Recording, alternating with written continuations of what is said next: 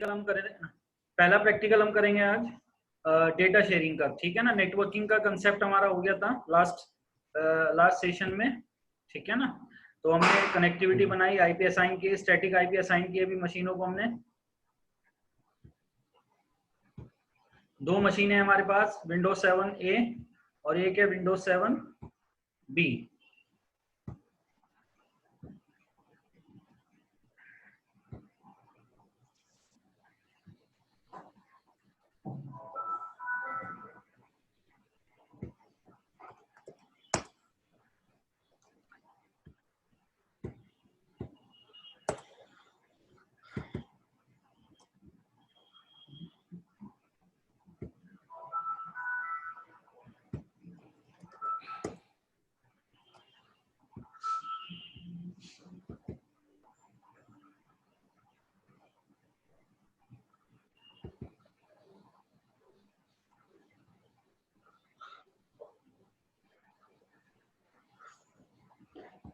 मशीनें ऑन हो गई, तो मशीनों का आईपी चेक कर लेते हैं पहले।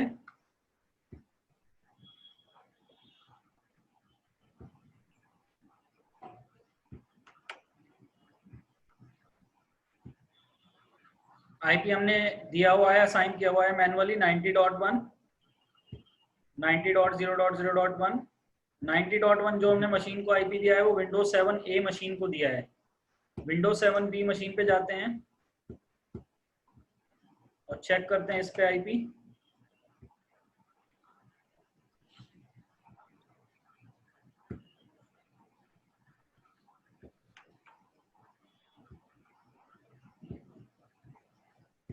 hmm. 90.25/255/254 यानी लास्ट वैलिड आईपी दे रखा है हमने इस वाले मशीन को, और सबनेट मास्क दे रखा है 8 बिट पे। कनेक्टिविटी चेक कर लेते हैं यहीं से बैठकर। Ping space 90.0.0.1 enter. तो रिस्पॉन्स हमें मिल रहा है टीटीएल के अंदर, यानी हमारी कनेक्टिविटी ओके है। विंडोज 7B से और विंडोज 7A का जो कनेक्टिविटी है वो ओके है हमारी, ठीक है ना। इधर से पिंग कर लेते हैं 90.255.255.254। ठीक, तो कनेक्टिविटी ओके है हमारी, इधर से भी दोनों साइड से कनेक्टिविटी प्रॉपर है। तो अब यहाँ पर देखो, जो विंडोज जो हमें डेटा शेयरिंग करनी है, प्रैक्टिकल करना है। प्रैक्टिकल लिखना है आपको या देखना है जस्ट? देख लेते हैं, अगर कोई रिक्वायरमेंट हुई तो कल लिख लेंगे ना। ठीक है, मुझे बता देना, ठीक है। पहले हम डेटा शेयर करते हैं। सपोज दैट हमारे पास यहाँ पर दो मशीन है, विंडोज 7A, विंडोज 7B। तो विंडोज 7A पे जाते हैं, तो विंडोज 7A पर कोई डेटा है या कोई फाइल है मेरे पास। जैसे अगर मैं माई कंप्यूटर में जाता हूँ तो डी ड्राइव में मेरा कुछ फाइलें पड़ी है 1 2 3 नाम से। अब ये फाइलें मुझे शेयर करनी है, ये फाइलें मुझे जो हमारा दूसरी मशीन है उसको देनी है, या वहां पर वहां पर प्रोवाइड करानी है। अब एक कंसेप्ट तो ये है, या तो आप इसको एक पेन ड्राइव लो और पेन ड्राइव कनेक्ट करके पेन ड्राइव में डेटा कॉपी करके और डायरेक्ट उस मशीन पे जाकर पेस्ट कर दो जहां पर आपको ये डेटा चाहिए। बट अगर आपको नेटवर्किंग की नॉलेज है, आप नेटवर्क इंजीनियर हो, तो अपने नेटवर्क को इतना फ्लेक्सिबल बनाओ कि आप कहीं से भी बैठ के कोई भी कैसे भी रिसोर्स को आप नेटवर्क के एक्सेस कर सको, कहीं से भी बैठ के। आपको कोई एक्स्ट्रा डिवाइसेस की जरूरत ना पड़े। तो ये नेटवर्किंग का पार्ट है कि नेटवर्किंग के थ्रू डेटा कैसे शेयर करोगे एक मशीन से दूसरे मशीन तक, या एक डिवाइस से दूसरे डिवाइस तक। तो सपोज दैट मेरे पास कुछ डेटा है यहाँ पर विंडोज 7A मशीन पे, ABC नाम का फोल्डर है, इस फोल्डर के अंदर कुछ डेटा पड़ा है हमारा, ठीक है। अब कंसेप्ट ये है, मैं ये डेटा शेयर करना चाहता हूँ। तो डेटा को शेयर करने की रिक्वायरमेंट होती है कुछ। जैसे पहली रिक्वायरमेंट क्या होती है, आईपी सेट रहना चाहिए आपके उन दोनों मशीनों पे जिन मशीनों के बीच आप डेटा शेयरिंग करना चाह रहे हो, आईपी सेट रहेगा। दूसरी रिक्वायरमेंट होती है connectivity should be proper between both PC. उन दोनों पीसी के बीच कनेक्टिविटी प्रॉपर रहनी चाहिए जिनके बीच आप डेटा शेयर करना चाह रहे हो। तो पहले आप आईपी सेट करोगे, फिर डेटा शेयर कनेक्टिविटी चेक करोगे। जब ये दोनों प्रॉपर हो जाएंगी उसके बाद आप डेटा शेयर करोगे। अब डेटा को शेयर करने के कई तरीके होते हैं, जिसमें से पहला तरीका क्या है हमारा, कि नॉर्मल फोल्डर के थ्रू हम डेटा शेयर कर सकते हैं। जैसे हमारा जो डेटा है वो ये फाइलें हैं, अब इन फाइलों को मुझे शेयर करना है तो मैंने एक फोल्डर बनाया और उसके अंदर इस डेटा को डाल दिया। अब मैं क्या करूंगा, इस फोल्डर को शेयर करूंगा, प्रॉपर्टीज में जाऊंगा, राइट क्लिक करके sharing, advance sharing, already share हुआ है तो मैं स्टार्टिंग से दोबारा कर लेता हूँ चेक करके।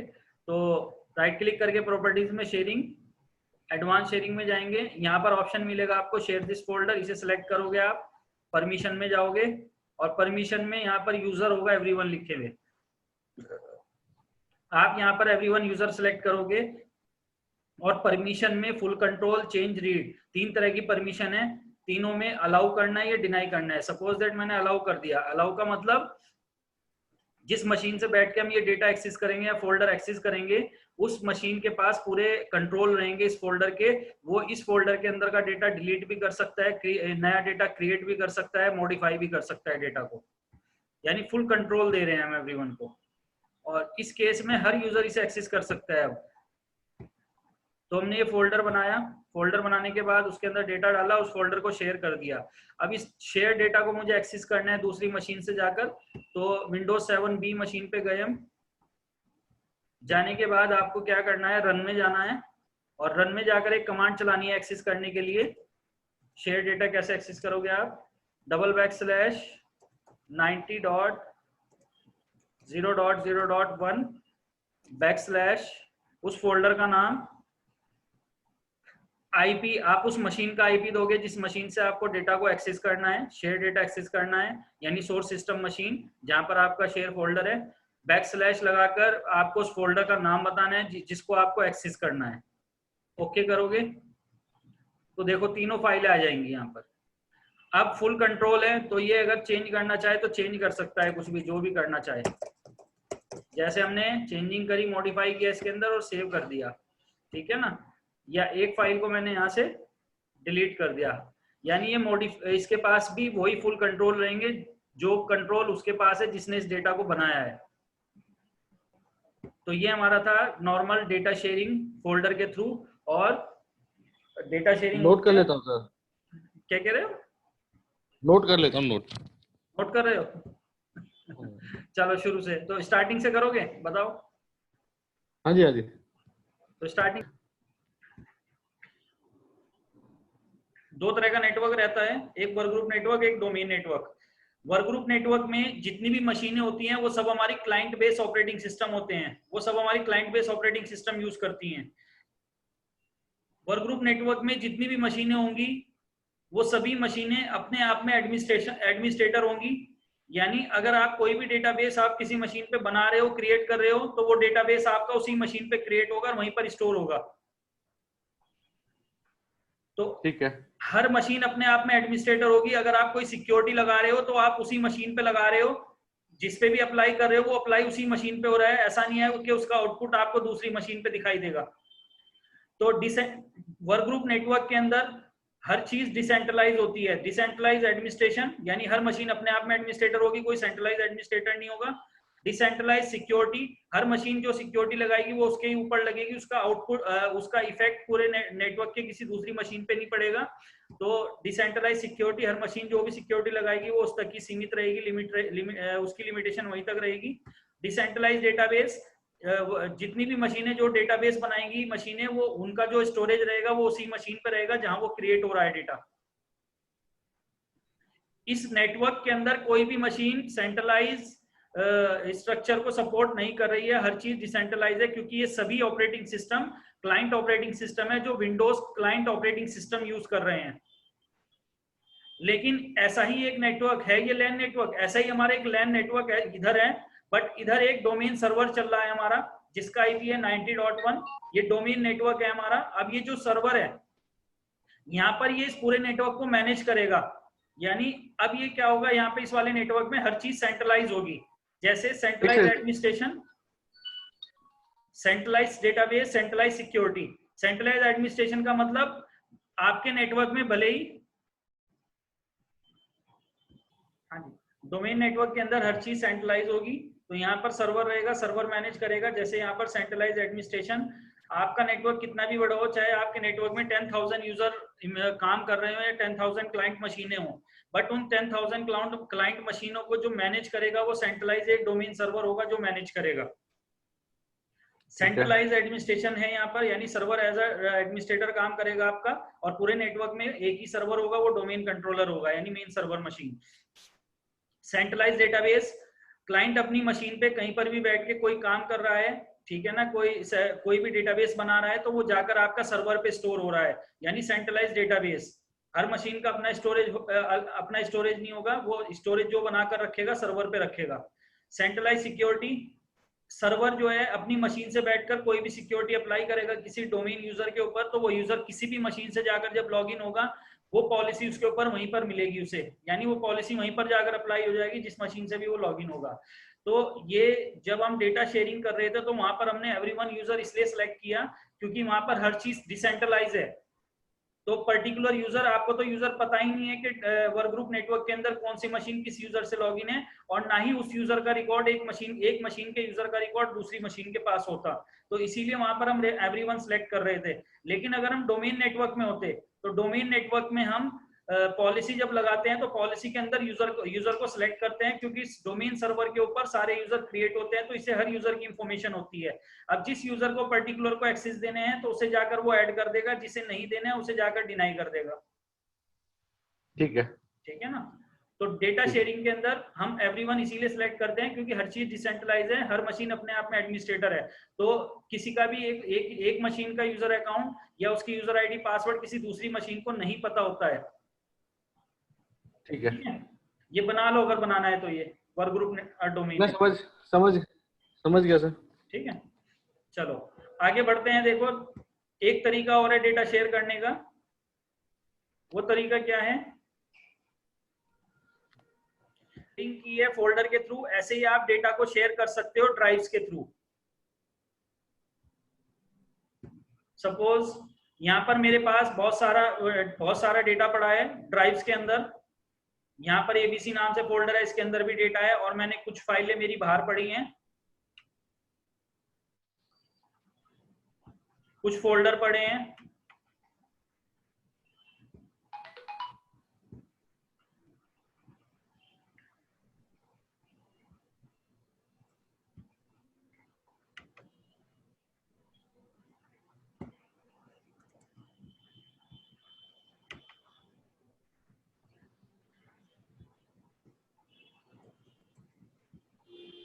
तो ये मेरा कुछ डेटा पड़ा है। अभी मैंने क्या किया है, जो डेटा शेयर किया है वो एक फोल्डर के थ्रू किया है, तो फोल्डर में डेटा डाला और फोल्डर को शेयर कर दिया।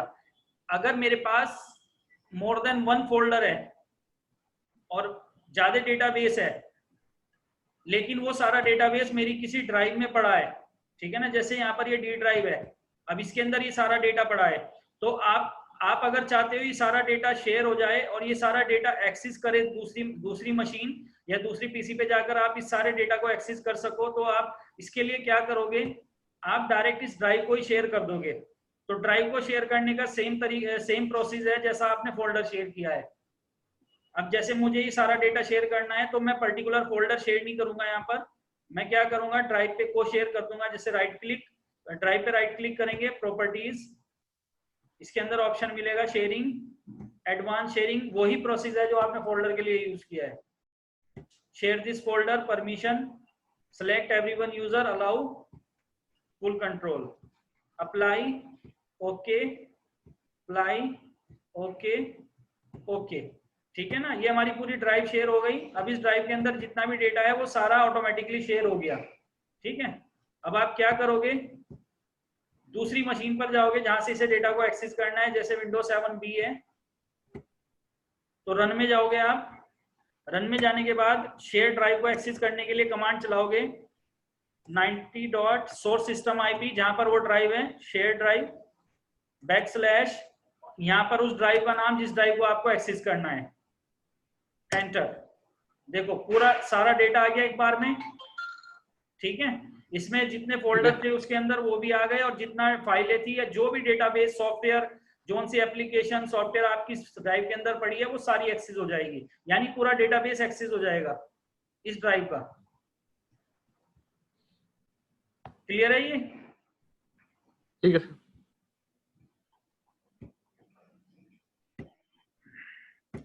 ये हमने डेटा शेयर किया ड्राइव्स के थ्रू और फोल्डर के थ्रू, बस एक्सेस करने का तरीका अलग है, बाकी काम वही कर रहा है ये भी।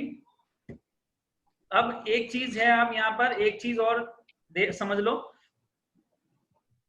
अभी आपने जो एक्सेस करने के लिए प्रोसेस अप्लाई किया, यानी आप दूसरी मशीन पे गए, आप रन में गए और रन में जाके पर्टिकुलर फोल्डर को एक्सेस करना है तो पर्टिकुलर फोल्डर का नाम दे दिया। जैसे आपने ये वाली कमांड चलाई फोल्डर के लिए, फोल्डर का नाम दे दिया आईपी के बाद, सोर्स मशीन के आईपी के बाद। और अगर ड्राइव को एक्सेस करना है तो ड्राइव को एक्सेस करने के लिए आपने सोर्स सिस्टम आईपी दिया और उसके बाद ड्राइव्स का नाम दे दिया जिस ड्राइव को आपको एक्सेस करना है, जो शेयर ड्राइव है।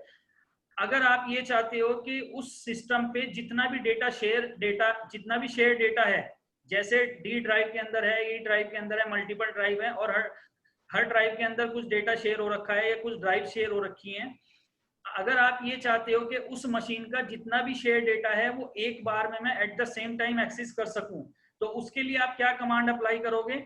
आप दूसरी मशीन पे जाओगे और सिर्फ आईपी बताओगे, सिर्फ आईपी से एक्सेस करोगे आप। तो आईपी से एक्सेस करने का मतलब ये है कि आप उस मशीन का जितना भी शेयर डेटा है वो सारा एक्सेस कर लोगे। जैसे मैंने सिर्फ आईपी दिया और एंटर कर दिया। अब यहाँ पर देखो जरा, ये डी आ रहा है, डी का मतलब पूरी ड्राइव शेयर एक्सेस होकर आ गई यहाँ पर, ठीक है।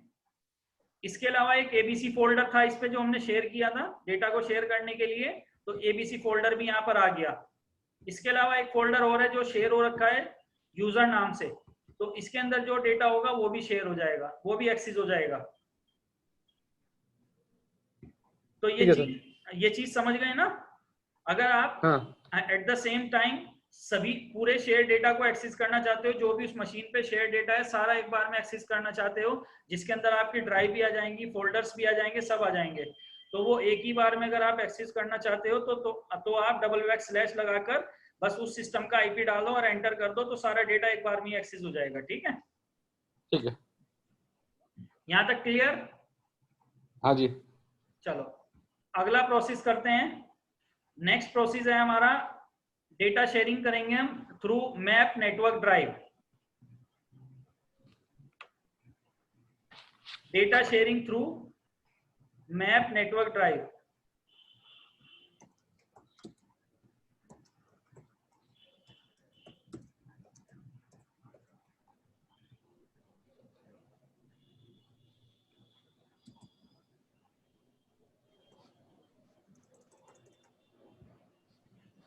तो मैप नेटवर्क ड्राइव आप कैसे करोगे? जैसे वर्क ग्रुप नेटवर्क पे ही कर लेते हैं, या फिर आप डोमेन नेटवर्क दोनों पे अप्लाई कर सकते हो इसको, है ना।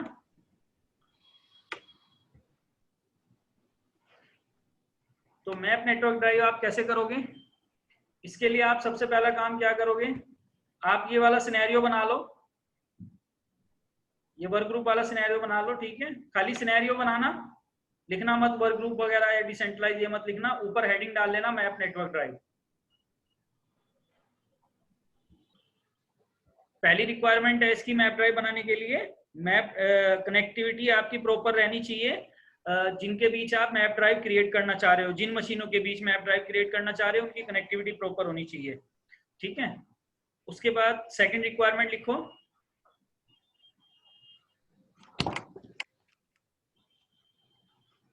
Create a share folder on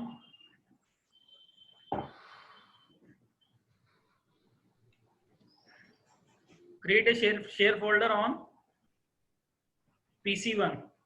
जो भी आपका PC1 होगा जिसे आप मेन पीसी बनाना चाहोगे, उस पीसी पे आप एक शेयर फोल्डर बना लेना, ठीक है जी। ठीक है, चलो अब यहाँ पर प्रैक्टिकल स्टार्ट करते हैं। बस इसके बाद मैप नेटवर्क ड्राइव क्रिएट करेंगे जब हमारी रिक्वायरमेंट पूरी हो जाएगी। तो हमने ऑलरेडी सेटअप बना रखा है, हमारे पास दो मशीन है, एक विंडोज 7A है, एक विंडोज 7B है। सपोज दैट ये विंडोज 7A मेरी मेन मशीन है। अब मैंने क्या किया, यहाँ पर इसको पहले शेयरिंग से हटा देते हैं, जो पहले हमने शेयर कर रखी थी इसे ड्राइव्स को।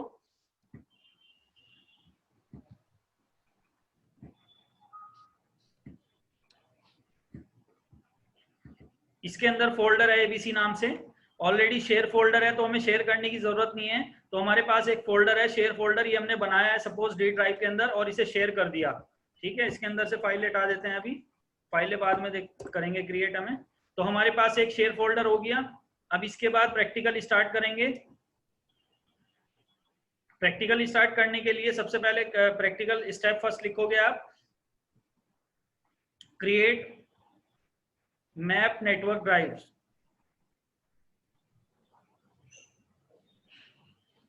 क्रिएट मैप नेटवर्क ड्राइव कैसे क्रिएट करोगे? Right click on my computer,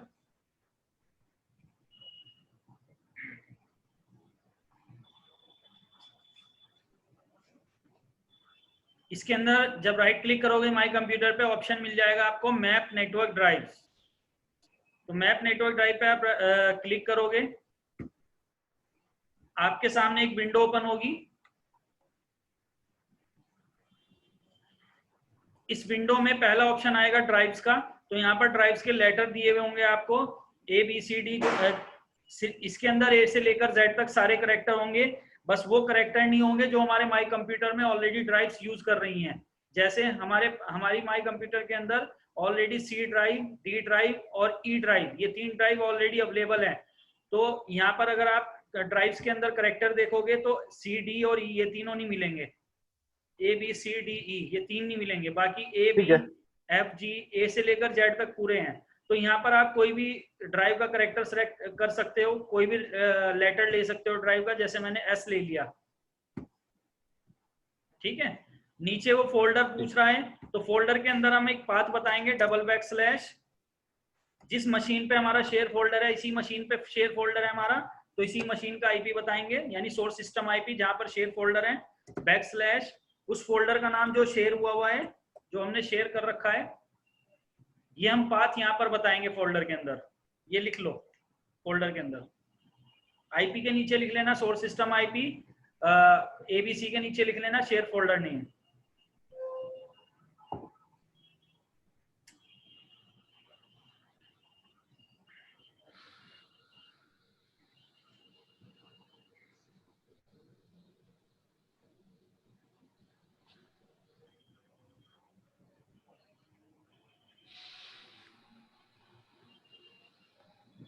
हाँ,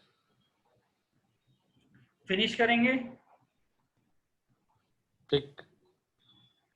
फिनिश करने के बाद देखो माई कंप्यूटर में जब आप जाओगे तो एक नई ड्राइव बन जाएगी नेटवर्क लोकेशन पे, एक नई ड्राइव बन जाएगी। देखो फोल्डर नेम आएगा ABC और मशीन का IP आ रहा होगा 90.1 और ड्राइव का करेक्टर आ रहा होगा जो आपने वहां पे सिलेक्ट किया था S। और ये स्टोरेज कहाँ से उठाएगा? जिस ड्राइव के अंदर हमारा फोल्डर होगा उसका जितना भी फ्री स्पेस होगा।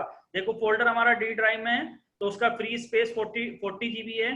तो यहाँ पर भी देखो इस ड्राइव का स्पेस भी 40 GB एज इट इज उठा रहा है।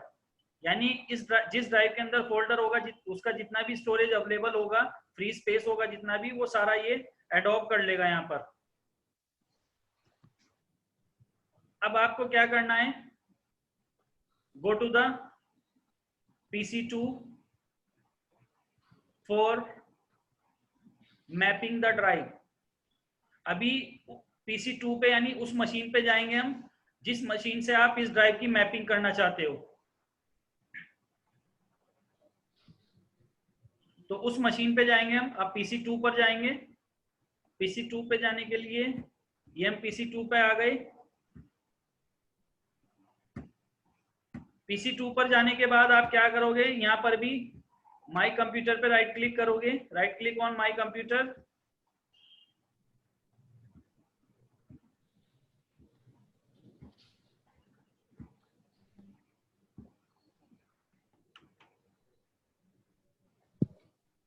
Map network drive.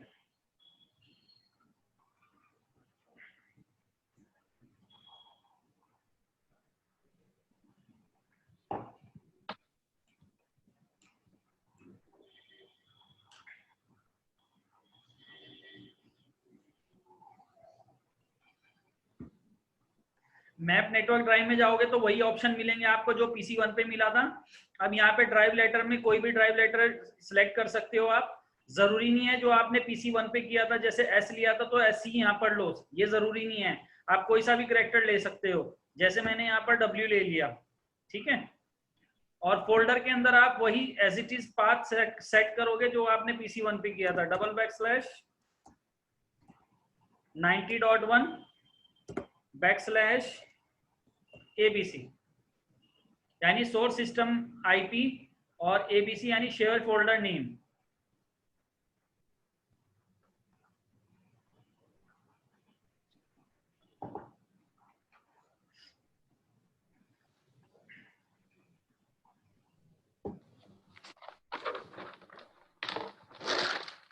ठीक है, फिनिश करेंगे।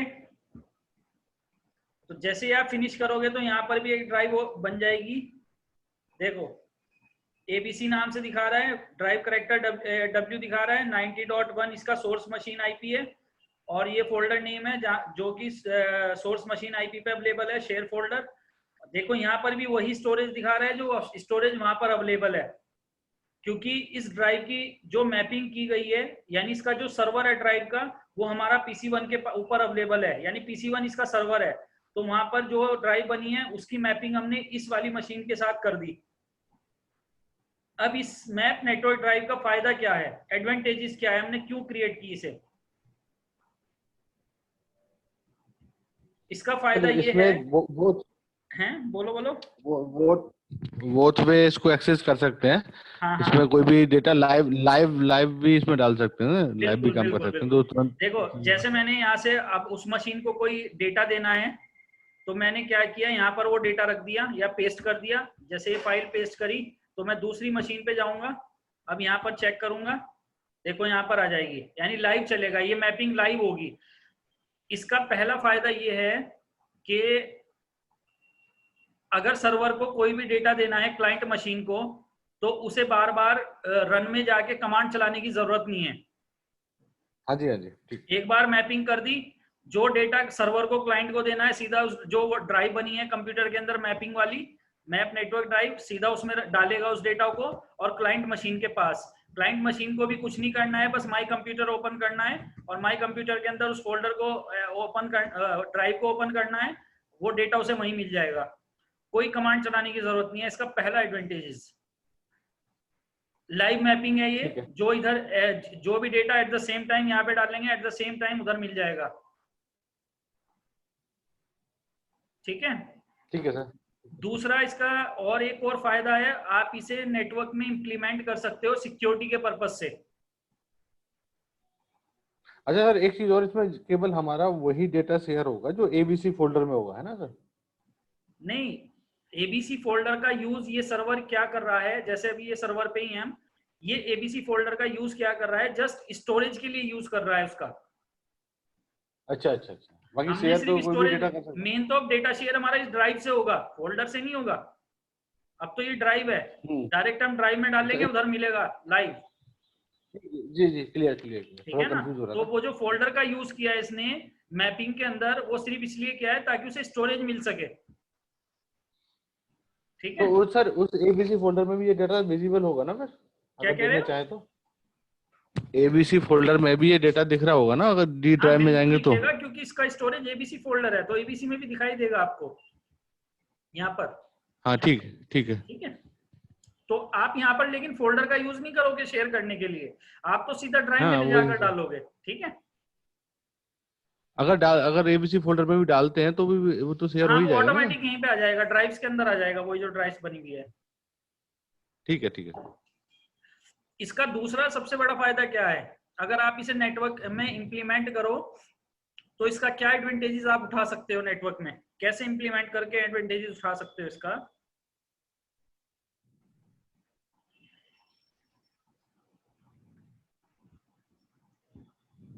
जैसे ही हमारा वर्क ग्रुप नेटवर्क है, ठीक है ना, हमने अभी मैपिंग करी है 90.1 से 90.2 के बीच। अभी यहाँ दो मशीनें और हैं, सपोज दैट ये वाली मशीन जो थी वो सेल्स डिपार्टमेंट के यूजर की थी, ये अकाउंट डिपार्टमेंट का यूजर है, ये परचेज डिपार्टमेंट का है, और ये आपका सपोज दैट जो सर्वर है या फिर ये बॉस की मशीन है। ठीक है ना, अभी नॉर्मली शेयरिंग के अंदर प्रॉब्लम क्या हो रही थी, सबसे बड़ी प्रॉब्लम ये हो रही थी कि आप बॉस को कोई भी डेटा अगर क्लाइंट को देना है, तो उसे क्या करना पड़ेगा, उसे फोल्डर को शेयर करके रखना पड़ेगा, और क्लाइंट मशीनियों को बार बार बोलना पड़ेगा भाई कमांड डालो और एक्सेस कर लो। ठीक है, अब इसका मैप ड्राइव का फायदा क्या है, मैंने एक ड्राइव 90.1 पे बनाई, उसकी मैपिंग 90.2 से कर दी, तो लाइव मैपिंग हो गई। अब क्या होगा, 90.1 को कोई भी डेटा 90.2 को देना है तो डायरेक्ट मैप ड्राइव में डालेगा 90.2 के पास। 90.2 को कोई भी डेटा 90.1 को देना है तो सीधा माई कंप्यूटर में जाके ड्राइव में डालेगा सीधा 90.1 के पास। ठीक है, अब ये तो हो गई मैपिंग सेल्स वाले यूजर के साथ। अब सिक्योरिटी के पर्पज से आप मैप ड्राइव को इंप्लीमेंट इस तरीके से कर सकते हो, जैसे ये है बॉस की मशीन। अब इसको तो बॉस की मशीन का मतलब ये है कि इसे तो हर मशीन क्लाइंट रिपोर्ट करेगा और इसका जो कम्युनिकेशन होगा इंडिविजुअल होगा हर डिपार्टमेंट के यूजर से, जैसे सेल्स वाले से भी होगा, अकाउंट वाले से भी होगा, परचेस वाले से भी होगा। तो हम यहाँ पर क्या करेंगे, अभी अगर हम इसी ड्राइव के साथ इन तीनों की भी मैपिंग कर देते हैं, इन दोनों की भी, तो ये तीनों क्लाइंट जो हैं जो अलग अलग डिपार्टमेंट के हैं तो ये एक दूसरे का डेटा देख लेंगे इजीली। हाँ, क्योंकि सिंगल अलग मैप फोल्डर ड्राइव कर शेयर रखी करें। है ना हमने। तो हम यहाँ पर क्या जी करेंगे, जी। जो हमारा सर्वर है इस पे 3 मैपिंग ड्राइव क्रिएट करेंगे, यानी 3 अलग अलग शेयर फोल्डर करेंगे और शेयर फोल्डर का नाम वही रख देंगे जिस डिपार्टमेंट के लिए आप मैपिंग कर रहे हो। जैसे सेल्स के लिए कर रहे हो तो सेल्स रख दिया एक फोल्डर और उसे शेयर कर दिया, उसकी मैपिंग हमने सेल्स वाले के साथ कर दी। अकाउंट वाला जो है अकाउंट एक फोल्डर और बनाया हमने इस पे अकाउंट के नाम से, उसे शेयर कर दिया और उसकी मैपिंग क्रिएट की और मैपिंग क्रिएट करके उसकी मैपिंग कर दी हमने 90.3 के साथ। ठीक है जी। ठीक है। एक मशीन है 90.4, ये परचेस डिपार्टमेंट से है, तो एक फोल्डर एक हमने और क्रिएट किया और उसे शेयर किया परचेस के नाम से और उसकी मैपिंग क्रिएट कर दी और उसकी मैपिंग हमने सीधी परचेस वाले क्लाइंट के साथ कर दी। अब होगा क्या, इसके पास जो हमारा सर्वर है इसके पास तो तीनों की मैपिंग अवेलेबल है। ये जिससे कम्युनिकेशन करना चाह रहा है, ये जिससे डेटा देना चाह रहा है, जिससे डेटा लेना चाह रहा है, सीधी उसी की ड्राइव में डालेगा और उसके पास डेटा, या उससे बोलेगा मुझे डेटा चाहिए तो वो यूजर क्या करेगा, सीधा उसकी ड्राइव में डालेगा मैपिंग वाली में और सीधा सर्वर के पास। तो इससे क्या हुआ फायदा ये हुआ कि मैप ड्राइव के थ्रू आपने शेयरिंग में सिक्योरिटी अप्लाई लगा दी। किस तरह की सिक्योरिटी, जो सर्वर है वो हर क्लाइंट से इंडिविजुअल डेटा शेयरिंग करेगा और इंडिविजुअल उनसे रिपोर्टिंग मांगेगा। इसमें ठीक है। सेल्स वाला अकाउंट वाले का डेटा नहीं देख पाएगा, अकाउंट वाला सेल्स वाले का नहीं देख पाएगा, या अकाउंट वाला परचेस वाले का नहीं देख पाएगा। तो डेटा शेयर भी हो रहा है लाइव और ये अलग अलग डिपार्टमेंट के यूजर एक दूसरे को बता भी नहीं पा रहे हैं, एक दूसरे का डेटा देख भी नहीं पा रहे हैं। तो सिक्योरिटी भी लग गई आपकी। समझ गए ना किस तरीके से इंप्लीमेंट कर सकते हो आप इसे नेटवर्क में। ठीक है सर। सिक्योरिटी के पर्पज से आप इसे अप्लाई कर सकते हो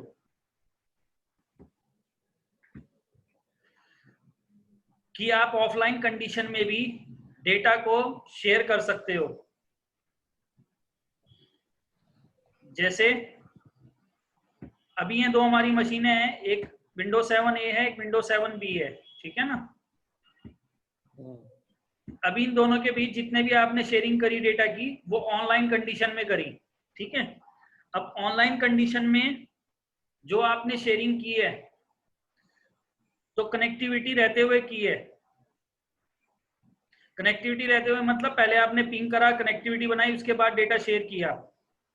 तो यहाँ पर जो हमारा प्रैक्टिकल है वो ये है कि अगर हमारी कनेक्टिविटी में जो डेटा शेयर हो रहा है, अगर हमारी कनेक्टिविटी अनफॉर्चुनेटली डिस्कनेक्ट हो जाए या कनेक्टिविटी ब्रेक हो जाए हमारी, तो क्या हम उस सिचुएशन में भी शेयर डेटा को एक्सेस कर सकते हैं।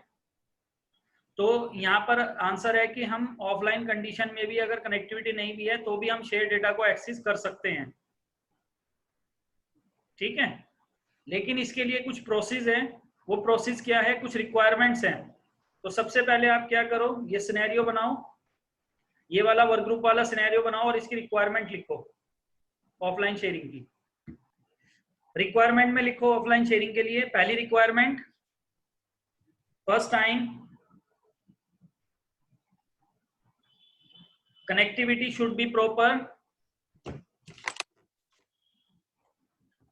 between both PC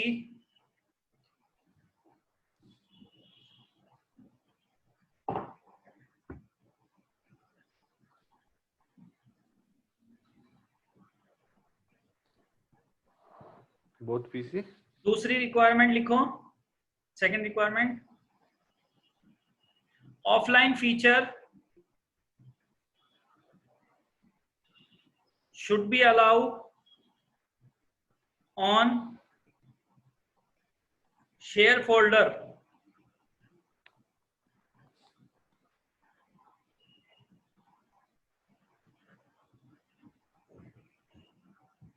ओके तीसरी रिक्वायरमेंट,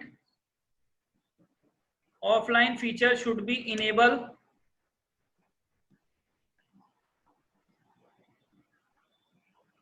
फ्रॉम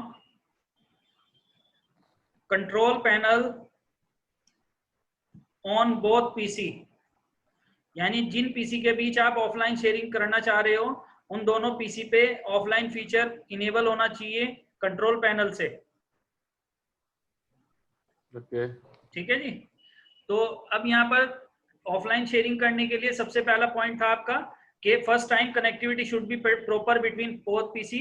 यानी जो आप डेटा शेयर कर रहे हो तो पहली बार में जब आप कनेक्टिविटी बनाओगे, पहली बार जब आप शेयर करोगे तो कनेक्टिविटी होनी चाहिए।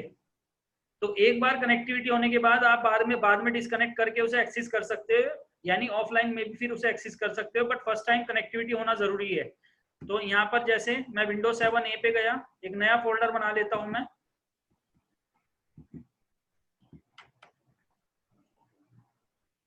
सबसे पहले एक शेयर फोल्डर क्रिएट कर लेंगे। फोल्डर को नाम दे दिया मैंने ऑफलाइन।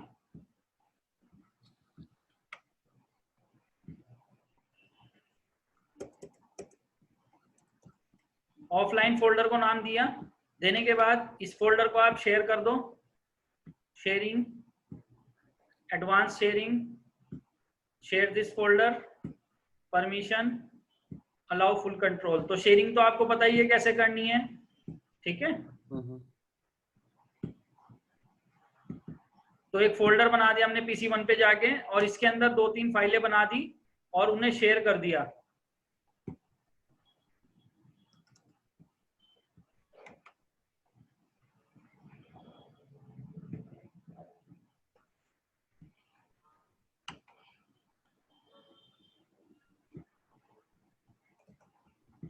ये 3 फाइलें बनाई मैंने और इनके अंदर कुछ चेंजिंग कर देता हूं मैं।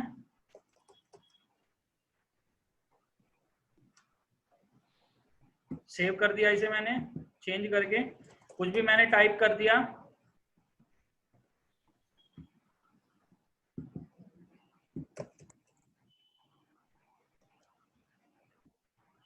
तीनों के अंदर मैंने चेंजिंग कर दी फाइलों में। मैंने ऑफलाइन 9 से एक फोल्डर बनाया।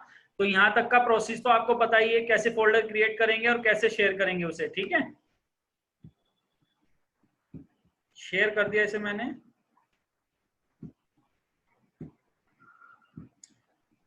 यहां तक लिखना है आपको, बस ये एक लाइन लिख लो बस आप। Create a folder in any drive with any name on PC1 and share this folder to everyone user with allow full control।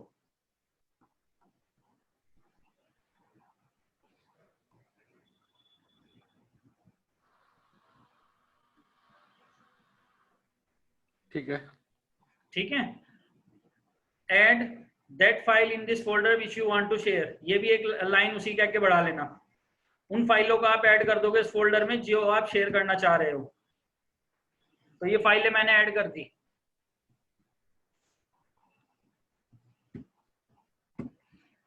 इतना करने के बाद अब आपको पहला रिक्वायरमेंट हमारी पूरी हो गई कि हमने एक फोल्डर बना लिया, शेयर कर दिया, उसके अंदर वही डेटा डाल दिया। दूसरी रिक्वायरमेंट है इसकी कि ऑफलाइन फीचर आपका अलाउ होना चाहिए शेयर फोल्डर से। तो हेडिंग डाल लेना, how to allow the offline feature on share folder. How to allow the offline feature on share folder. अभी ये PC1 पे ही कर रहे हैं हम काम, है ना।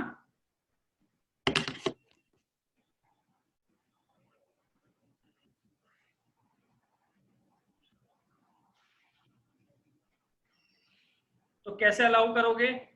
Right click on share folder, properties,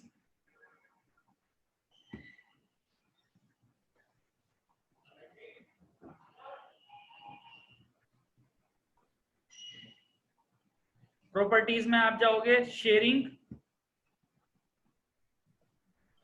sharing में जाओगे, एडवांस शेयरिंग,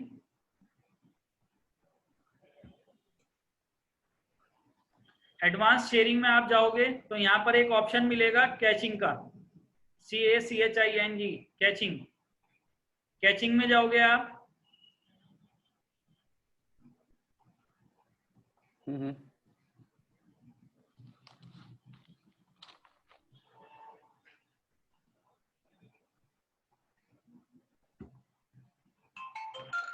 कैचिंग में जाओगे तो यहाँ पर एक ऑप्शन मिलेगा आपको,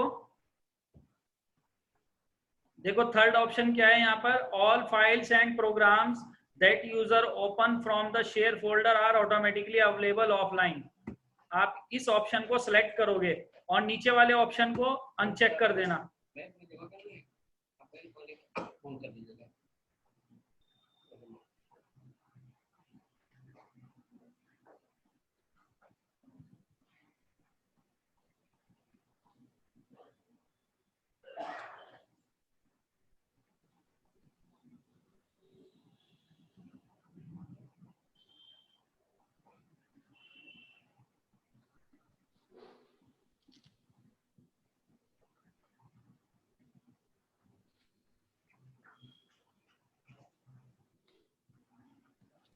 ऑप्टिमाइज फॉर परफॉर्मेंस अनचेक ना? हाँ, इसे अनचेक कर देना ऑप्शन को।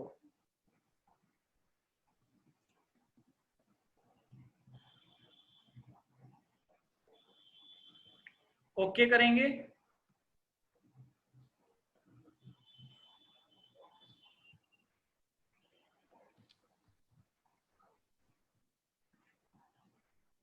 ठीक है,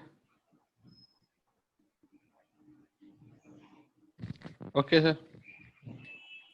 ओके करेंगे, apply, okay, close, okay, apply, okay, close.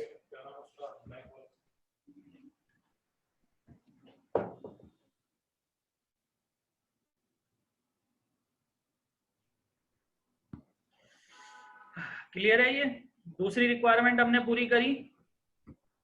हमने जो ऑफलाइन फीचर था फोल्डर के ऊपर उसे अलाउ कर दिया। अब तीसरी रिक्वायरमेंट है हमारी, इनेबल करेंगे offline feature from control panel, दोनों पीसी पे जाकर। तो ये हेडिंग डालो, how to enable the offline feature on, how to enable offline feature on both PC, दोनों पीसी पे कैसे इनेबल करेंगे। तो इसके लिए कंट्रोल पैनल में जाएंगे पहले, गो टू द PC1 पे, अभी PC1 पे कर रहे हैं ये काम हम। Go to the control panel,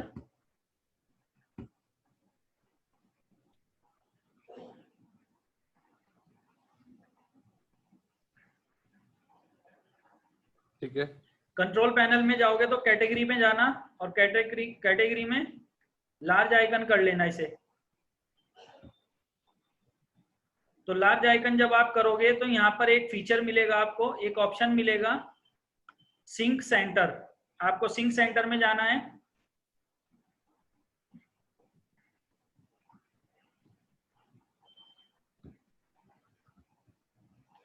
sink centre में जाने के बाद एक ऑप्शन मिलेगा आपको मैनेज ऑफलाइन फाइल्स।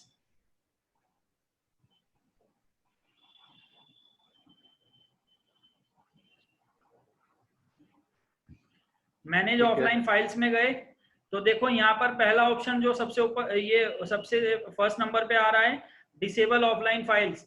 डिसेबल का मतलब ये है कि अभी ऑफलाइन फाइल्स इनेबल है, बाय डिफॉल्ट इनेबल रहती है, बस आपको चेक करना है।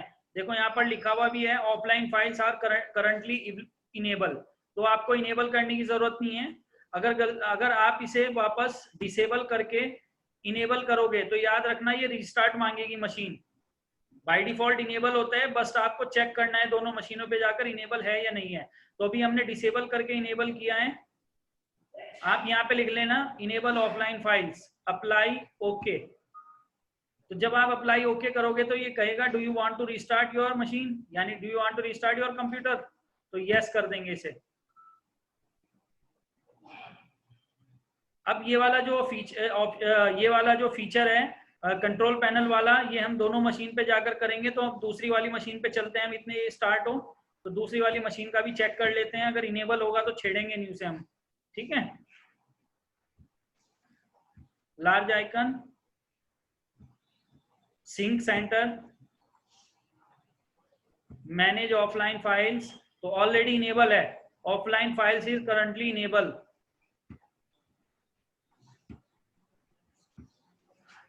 ठीक है जी। ठीक है।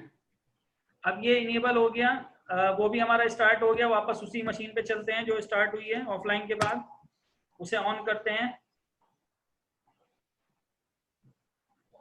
इनेबल करने के बाद अब आपको क्या करना है, गो टू द PC2। अब इसे एक्सेस करना है डेटा को। Go to the PC2 and access the offline folder first time in connectivity. लिख लो, go to the PC2 and access the offline folder into the connectivity first time। तो जो हमारा ऑफलाइन फोल्डर है उसे PC2 से हम एक्सेस करेंगे। एक्सेस करने की कमांड आपको ऑलरेडी पता है, // सोर्स सिस्टम IP / फोल्डर हमने बनाया था ऑफलाइन के नाम से। ठीक है जी, एक्सेस हो गया। कनेक्टिविटी है भी इसलिए एक्सेस हो रहा है भी, है ना। ठीक है। पिन कमांड भी चला देता हूं यहाँ साथ के साथ, देखते रहेंगे हम। 90.1 तो कनेक्टिविटी अभी है, तो अभी हमने कनेक्टिविटी में एक्सेस किया। अब यहाँ पर एक्सेस करने के बाद एक काम करना है आपको, जो इसके अंदर फाइलें पड़ी हैं उनके अंदर कुछ ना कुछ चेंजिंग करनी है आपको। एक्सेस करने के बाद तीनों फाइलों में चेंजिंग कर लेना, जो भी चेंजिंग करनी है आपको। जैसे मैंने ये चेंजिंग करी और सेव कर दिया इसे।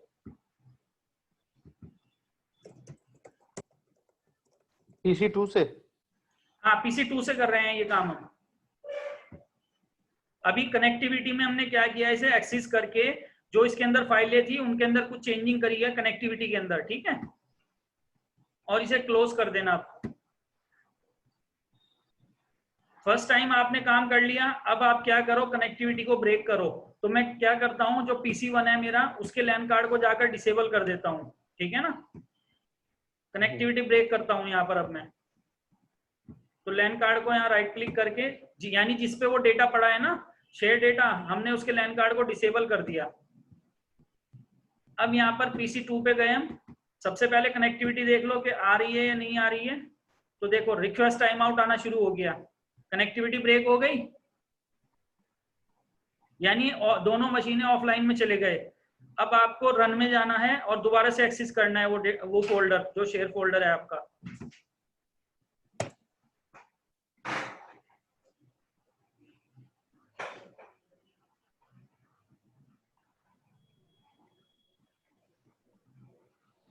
अभी ये ऑफलाइन में एक्सेस कर रहे हैं हम, ठीक है ना।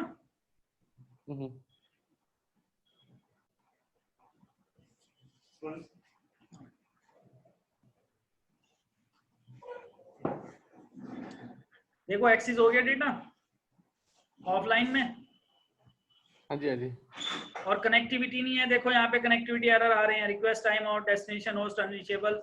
और फिर भी हमारा डेटा एक्सेस हो गया और इसके अंदर जो हमारा डेटा था, ठीक है ना, वो भी है अवेलेबल। तो इसके अंदर कुछ भी चेंजिंग करोगे, अभी वहां पर चेंजिंग नहीं होगी जहां पर ये एक्सेसिबल है, जहां पर इसका एग्जिस्टिंग पॉइंट है, यानी जहां पर ये स्टोर है ना डेटा फाइल है सर्वर पे, तो वहां पर अभी शो नहीं करेगी क्योंकि अभी ऑफलाइन हो रखा है कनेक्टिविटी। तो मैं तीनों फाइलों में ऑनलाइन चेंजिंग होगा सर? अगर ऑनलाइन हो जाएगा तो ये उस टाइम पे अपडेट हो जाएगा ना? हाँ, ये ऑटोमेटिक सिंक हो जाएगा वहां पर। और नहीं होगा तो मैनुअल तरीका मैं बताता हूँ आपको कैसे करेंगे। तो मैंने तीनों फाइलों के अंदर कुछ चेंजिंग की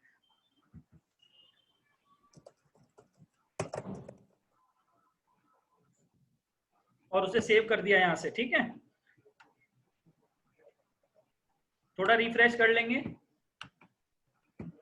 अब सर्वर मशीन पे जाते हैं वापस और उस फोल्डर में जाते हैं और देखते हैं उन फाइलों के अंदर जो हमने चेंजिंग करी है क्या वो हुआ है किसी भी फाइल में ओपन करके।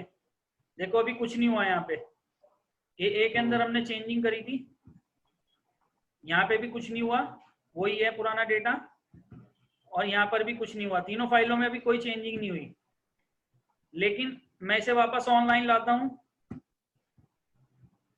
लैन कार्ड को इनेबल करता हूँ और एक दो बार रिफ्रेश कर लेना PC1 पे ही। अभी PC1 पे हम चेक कर रहे हैं कि वो डेटा सिंक हो रहा है नहीं हो रहा है।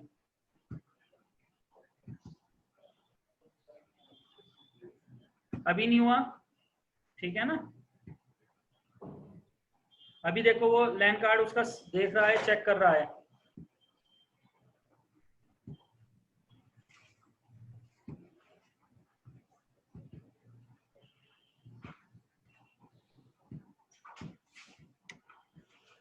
रिफ्रेश कर लो, दोनों मशीनों को रिफ्रेश कर लो। पीसी बी 7B पे जाओ मशीन पे, और यहाँ से भी एक बार रिफ्रेश कर लो।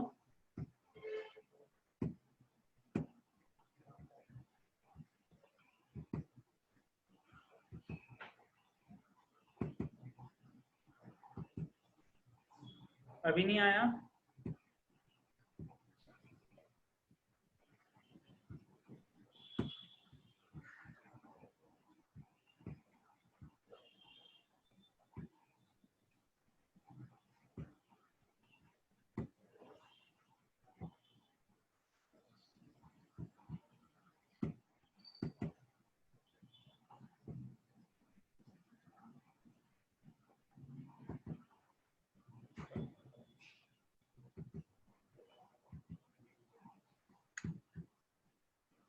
थोड़ा रिफ्रेश कर लो।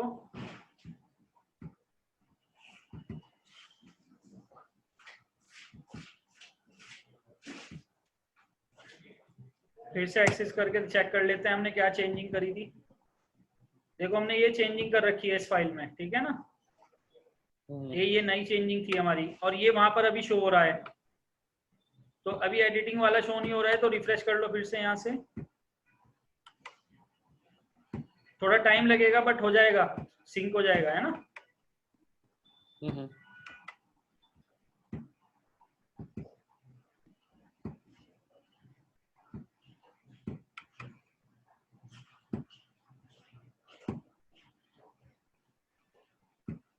देखो सिंक नहीं हो रहा है ना, तो आप क्या करो, इसे मैनुअल तरीके से सिंक करो। विंडोज 7B पे जाओ, यानी जिस पे आपने चेंजिंग करी थी, और वापस कंट्रोल पैनल में जाओ मैनुअल सिंक करने के लिए, और सिंक सेंटर में जाओ जहां पर आपने ऑफलाइन इनेबल किया था feature.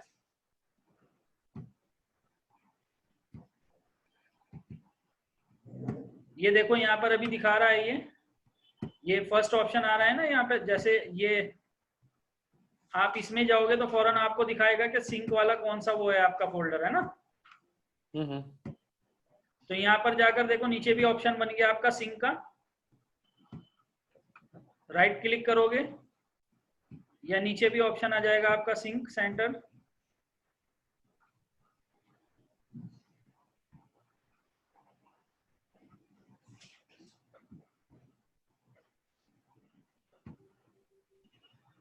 Manage open sync centre.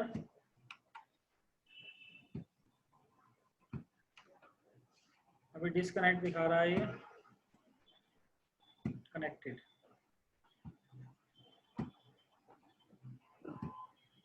देखो अब आ गया सिंक। जैसे ही कनेक्टेड दिखाएगा सिंक कर देना इसे, सिंक कंप्लीटेड। ये मैनुअल तरीका है, वैसे तो ऑटोमेटिक हो जाता है, थोड़ा टाइम लेता है, तो आप मैनुअल कर लेना। अब जाकर चेक करो, देखो जो यहाँ पर फाइल में हमने चेंज किया था, जैसे ए के अंदर ये चेंज किया था, तो विंडोज 7B पे जाओ जहां पर ये डेटा फाइलें रखी हैं, ऑफलाइन। देखो आ गया, ठीक है, ठीक है ना। इसका ऑफलाइन का एडवांटेजेस कैसे ले सकते हो आप, ये बताओ मुझे। प्रैक्टिकल तो आपने देख लिया कि हमने, देखो प्रैक्टिकल आपका ये वहीं पे पूरा हो गया था जब हम विंडोज 7B से उस फोल्डर को मतलब कनेक्टिविटी ना होने पर भी एक्सेस कर पा रहे थे। तो प्रैक्टिकल आपका वहीं पे पूरा हो गया था। लेकिन ये जो मैंने बाद का प्रोसेस आपको दिखाया है कि वहां पे चेंजिंग करी, फिर वो जाकर हमारा सर्वर में बाद में सिंक हो गया डेटाबेस, तो इस सिनेरियो को आप या इस प्रैक्टिकल का आप लाइव सिनेरियो में कैसे यूज कर सकते हो, कैसे इसका एडवांटेज आप इसका फायदा उठा सकते हो फीचर का। सर जैसे कभी कोई भी अर्जेंट फाइल होती है, कोई भी अर्जेंट डॉक्यूमेंट होता है ना, तो हमको भेजना ही है, तो हम क्या करेंगे, उसको उस पे ऑफलाइन मोड में उसको शेयर कर देंगे, और जब भी नेटवर्क आ पाएगा वो ऑटोमेटिकली उस टाइम पे उस पर एक्सेस हो जाएगा। वो टाइम हमारा बच जाएगा, कि जैसे हमारा टाइम, ये जो भी शेयरिंग का टाइम बच जाएगा ना उसका। नहीं, इसका एक फायदा ये आपने सही यूज नहीं किया इसका। एक्चुअली इसका आप यूज कर सकते हो वर्क फ्रॉम होम, ठीक है ना। कैसे करोगे work from home? Suppose that आपकी मशीन, आपके कंपनी में सर्वर रखा है और सर्वर पे कोई ऐसी एप्लीकेशन है जो सर्वर पे इंस्टॉल्ड है या फिर सर्वर पे रखी है और उसे सभी क्लाइंट सर्वर से एक्सेस करके अपने प्रोजेक्ट बनाते हैं और वापस सर्वर पे स्टोर कर देते हैं, ठीक है ना। हाँ जी, हाँ जी। तो आप क्या करो, सर्वर मशीन पे वो एप्लीकेशन जिस फोल्डर में पड़ी है, आप उस मशीन की उस फोल्डर को आप ऑफलाइन पे डाल दो, और ऑफलाइन पे डालने के बाद अब जितनी भी क्लाइंट मशीन है उन सबको आप ये जो ऑफलाइन फीचर था कंट्रोल पैनल से इनेबल कर दो। अब होगा क्या, जब क्लाइंट उसे एक्सेस करते हैं फोल्डर को और उस फाइल पे अपने प्रोजेक्ट बनाते हैं, अब सपोज दैट आपका शिफ्ट का टाइम पूरा हो गया या और आपको कोई प्रोजेक्ट सबमिट करना है कल में ही, तो अभी आपके पास टाइम नहीं है कंपनी में ऑफिस में रुकने का, ठीक है। तो आप क्या करोगे, आप अपनी मशीन को, जो आप लैपी हो, बेसिकली प्रोजेक्ट आप लैपी से बनाओगे, तो अपने लैपी को घर ले जाकर आप उसे एक्सेस करोगे, विंडोज आर की प्रेस करके यानी रन से एक्सेस करोगे, तो वो फाइल वहीं पर एक्सेस हो जाएगी आपकी, और आप अपना प्रोजेक्ट कंप्लीट करोगे और अगले दिन नेक्स्ट डे आकर आप अपनी मशीन को यानी लैपटॉप को नेटवर्क से कनेक्ट करोगे। तो मैनुअली तरीका मैंने बता दिया कैसे सिंक करोगे आप, नहीं तो ये थोड़े टाइम बाद अपने आप सिंक हो जाएगा उसी एप्लीकेशन के अंदर, ठीक है ना। यानी ऑफलाइन में वर्क फ्रॉम होम कर सकते हो आप, इसका फायदा उठा सकते हो वहां पर, ठीक है।